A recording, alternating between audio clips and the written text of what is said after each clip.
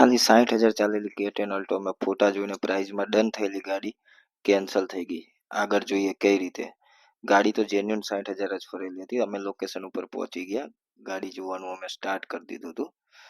ગાડીમાં અમે ટોટલી વસ્તુ ઇન્ટિરિયરથી લઈને એક્સટિરિયર બધું ચેક કરીએ છીએ, જેમાં એન્જિન, સસ્પેન્શન, ટાયર, ટોટલી વસ્તુ. બોનેટ તો આમાં ચેન્જ હતું પહેલી, કારણ કે યુઝ કારની અંદર નાની નાની વસ્તુ કોઈ પીસ ચેન્જ હોય તો ચાલી જાય. મેજર ઇસ્યુના કારણે આપણે ગાડી કેન્સલ કરતા હોઈએ છીએ.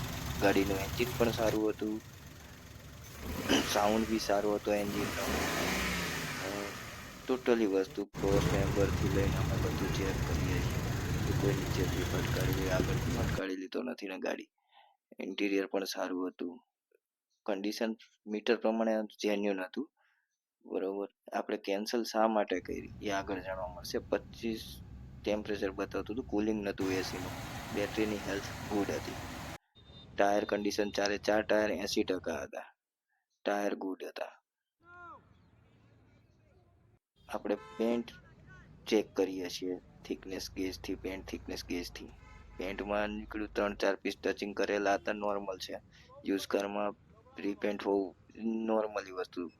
પણ અમે આવી ગયા, ડેકી ઓપન કરી. ડેકીનો થોડોક ભાગ ડેમેજ હતો, પણ એ છો કે એ ચાલી જાય. ક્વાર્ટર પેનલ ઉપર ડાઉટ ગયો. અમે સ્પોટ ડેમેજ હતા. સ્પોટ ખુલી ગયેલી ગાડી આપણે લેતા જ નથી.